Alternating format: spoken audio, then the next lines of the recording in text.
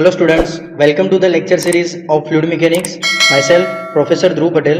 In today's lecture, we will learn about our new chapter, chapter number 6, that is viscous flow. Clear? So first of all, let us see topics to be covered in this chapter. So in this chapter, first of all, we will cover Hagen-Poiseuille equation. This is very much important theory regarding any point of view, any descriptive paper, 7 marks or 10 marks, they can ask Hagen-Poiseuille equation. Then after pressure drops in pipe, it is itself a Hagen-Poiseuille equation. Then pressure drops in plates. So both theory examples are there. So we have to see examples depends on Hagen-Poiseuille equation. After that, viscous resistance through the general bearings and viscous resistance through the footstep bearing. Clear students? So let us start our first theory, Hagen-Poiseuille formula. You can also write Hagen-Poiseuille formula as pressure drop in pipe due to viscous flow. Clear students? You can also write this theory as a pressure drop in pipes due to viscous flow, right? So let us start Hagen-Poiseuille formula derivation. So according to this sketch, one pipe is there, in that one concentric small pipe, we are assuming one concentric small pipe with radius small r, right? Here whole pipe radius is capital R and small r is a small cross-sectional area radius. Clear students? Here delta x is small distance in the direction of x. Here direction of flow is right hand side. So from this sketch, let us understand basic various types of forces acting on this pipe, right? So for the easy understanding, we divide the Hagen-Poiseuille formula in 4 segments. Our first segment will be shear stress distribution, second segment will be velocity distribution, third segment will be ratio of U maximum to U average, and fourth segment will be pressure drop in pipe, that is known as finally Hagen-Poiseuille equation, right? So our first segment will be shear stress distribution. So what do you mean by shear stress? So generally shear stress is denoted as tau. SI unit of shear stress is Newton per meter square, right? Whenever any type of fluid is flowing from the any surface or any pipe, so one kind of resistance stress occurs on the fluid particles, that is known as shear stress. Clear students? So let us understand which types of forces acting on it according to this sketch. So first of all, from the sketch, there are 3 types of forces which are acting on the fluid, right? So from the sketch, first is, suppose flow direction is this right hand side. So first pressure force is in that direction, right hand side. Pressure force, that means pressure value into cross sectional area, right? Here pipe is circular, so we have to write pressure into cross sectional area pi r square. So here pressure into pi r square in right hand side. Exactly opposite direction, same as Euler equation, pressure gradient will be there. So it will be pressure, original pressure plus del p by del x, means increase in the pressure in small distance, into del x means into fully differentiation into area pi r square. Clear students? This is known as pressure gradient. So 2 type of forces are there, and third forces will be shear stress, shown in this. Fluid direction is right hand side, so shear stress is acting on a left hand side direction. Shear stress force, that means shear stress into area. Which type of area? For shear stress we have to take surface area, right? So that means shear stress into surface area. So for shear stress we can write shear stress tau into surface area pi d L, right? So instead of tau, instead of diameter we can write 2 into r. So here 2 into r, and instead of length, small length delta x will be considered. So our shear stress will be tau into 2 pi r into delta x. Clear students? So 3 types of forces are acting on pipe due to viscous flow. So let us balance horizontal forces. First of all, here first force is in the right hand side, second pressure gradient force is in the left hand side, and shear stress is also in a left hand side. Here we consider right hand side force as a plus or positive and left hand side force as a negative. Clear students? So let us balance horizontal forces. So first of all, pressure into pi r square, this is right hand side, so we have to take it as a plus, minus p plus del p by del x into delta x into pi r square, minus shear stress tau into 2 pi r into delta x is equal to 0. From the simplification, here pi r square and pi r square got cancelled because it is plus and here it is minus. So remaining term is minus del p by del x delta x into pi r square minus tau into 2 pi r into delta x.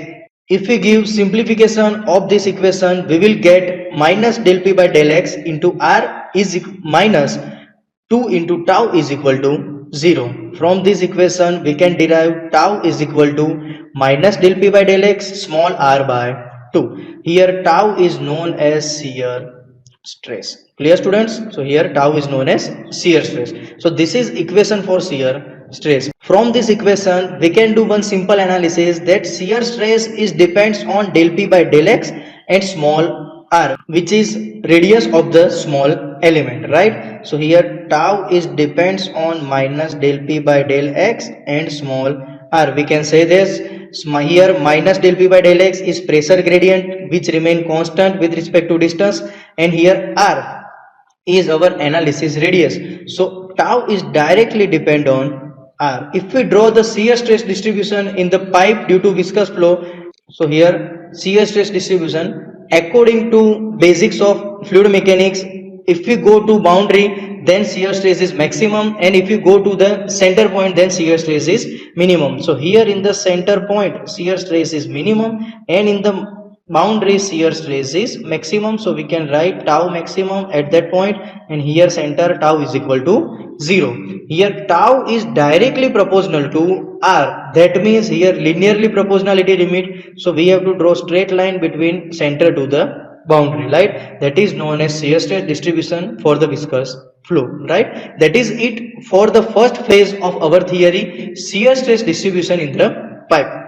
Let us start our second topic, velocity distribution in the pipe. So in the velocity distribution, we have to remember Newton's law of viscosity. According to Newton's law of viscosity, tau is equal to mu du by dy.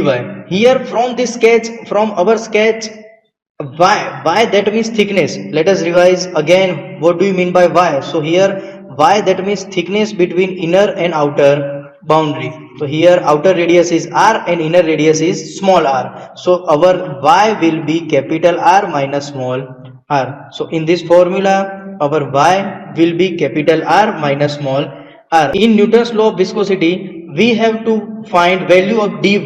So let us take derivation of y. So dy is equal to capital R is constant, so it is 0, and derivation of minus small r, that means minus into dr. Clear? So instead of dy we can write minus dr. So let us put value of dy in this equation. So tau is equal to mu du by minus dr.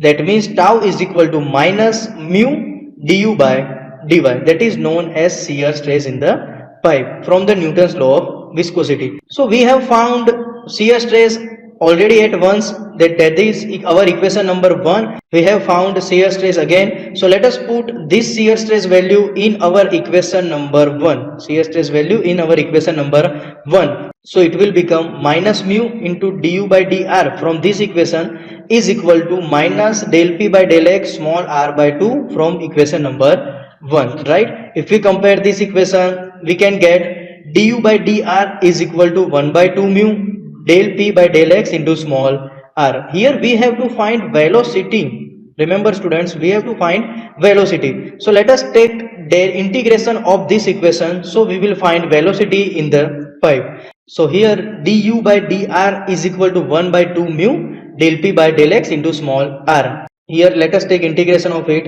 1 by 2 mu, that is constant, del p by del x is also constant, integration of r is r square divided by 2. So from this 1 by 4 mu del p by del x and r square plus constant, we have to take integration constant. So this is equation for velocity in the pipe. But in any mathematical equation, constant should not be there in final equation. So we have to remove this constant from this equation. So how can we find value of constant? So from the sketch we can say this velocity is 0 when small r is equal to capital R. That means when we are at the boundary level, we are at the capital R level, velocity will be 0, because at that level, at the boundary, shear stress will be maximum, so velocity will be 0, right? So let us put this condition in this equation. So here velocity will be 0. So 0 is equal to 1 by 4 mu del p by del x capital R square. Instead of small r square, we have to write capital R square according to this condition plus C. So we can find value of C is equal to minus 1 by 4 mu del p by del x capital R square. Let us put value of constant in our equation number 2. That means u is equal to 1 by 4 mu del p by del x small r square minus value of C, that means 1 by 4 mu del p by del x capital R square. From the rearranging, u is equal to minus 1 by 4 mu del p by del x capital R square minus small r square. Here we have to take note that why we have taken minus as a common, because here we have to write minus del p by del x each and every time. Why? Because pressure is reducing with respect to length. Suppose I have one pipe for the length of 100 meter. At the starting point our pressure will be suppose 10 bar. Then at the end point our pressure might be 9 bar or 8 bar because of the friction losses. So this is our equation number 3 for the velocity. Let us take velocity distribution diagram. So for the velocity, from this equation, velocity depends on minus 1 by 4 mu. This is constant. Del p by del x is again constant. Here capital R, radius of the pipe, this is constant. But small r, radius for the small ring, this is not constant. So velocity is directly proportional to r square. So we have to take parabolic sketch for the r square. So here for the velocity distribution, at the center shear stress is 0, so velocity will be maximum, and at the boundary shear stress is maximum, so our velocity will be 0 in the both boundary. Clear? So here velocity maximum and boundary velocity will be 0. So we can draw one parabola from it, that is known as velocity distribution in the pipe for the viscous flow. Clear, students? So here that is it from the second topic or second segment of our theory, velocity distribution through the pipe, right? So let us revise Hagen-Poiseuille equation and first two segment of it. First one, we have to find shear stress or shear stress distribution. For the shear stress distribution, we have to simply balance the horizontal forces acting on any type of a pipe or any type of segment when viscous flow is occurs. So in the pipe, three types of forces are there. First one is pressure force from the entering side, second one is pressure gradient from the outward side, and shear force or resistance force in the opposite direction, right? From the balancing left hand side and right hand side equation, we will get our shear stress value tau is equal to minus del p by del x small r by 2. From this equation we can say this minus del p by del x, that is pressure gradient, it will remain constant, and small r by 2, that means tau is directly proportional to small r. Let us take sketch of it. So in the shear stress distribution, at the boundary tau will be maximum. So at the boundary tau will be maximum, and at the center shear stress will be 0 and directly proportional to r. So we have to draw linear lines. Clear, students? Second segment will be velocity distribution. For the velocity distribution, we have to remember Newton's law of viscosity. According to Newton's law of viscosity, tau is equal to mu du by dy. So we can find thickness y is equal to capital R minus small r from the our sketch. We want to find value of dy.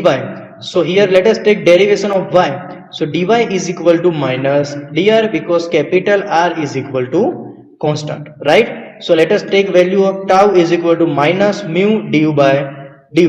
Here our equation number 1 is for the tau and equation number 2 is also for the tau. From the balancing both equation, we will get equation of the velocity. After integration of, we will get equation with the constant. But in the any mathematical formula, we cannot take constant in a final equation. So for the solving constant, we have to take two conditions. So first condition is when the velocity is 0, that condition will be at small r is equal to capital R. That means at the boundary our velocity will be 0. So let us put this condition in our equation of velocity. So from that we will get value of constant. If we put value of constant in our final equation of velocity, we will get velocity equation. Here in the velocity equation, we have to take minus as a common, because each and every side minus del p by del x will be there, because minus sign is indicating of reduction in pressure with respect to length. Clear? Here velocity is directly proportional to r square, so we have to draw parabolic sketch for the velocity distribution. Clear, students? So that is it for the today's point of view. Thank you for watching my lecture.